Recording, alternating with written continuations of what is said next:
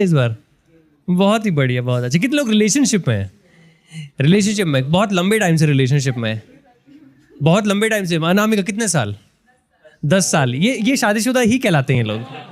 नहीं, गलत बोल रहा हूँ मैं? काइंड ऑफ 10 साल में एक इंसान दूसरे इंसान की बहुत ऐसी आदतें होती हैं, चीज़ें होती हैं जो समझ जाता है ना। आज ही मैं एक वीडियो देख रहा था, उस वीडियो में एक सवाल ही पूछा गया था कि लव मैरिज है और हमें क्या एक दूसरे की कुंडली मिलवाने की ज़रूरत है। तो उसमें वीडियो में एक बड़ी सही बात बोली उस औरत ने कि अगर आप 5-1 साल से रह रहे हो साथ में तो ज़रूरत नहीं है, क्योंकि 5-1 साल में इतनी आपने एक दूसरे को इतना देख लिया है, समझ लिया है, इतने उतार चढ़ाव साथ में जी लिए हैं कि नहीं ज़रूरत है। सही बोला मैंने?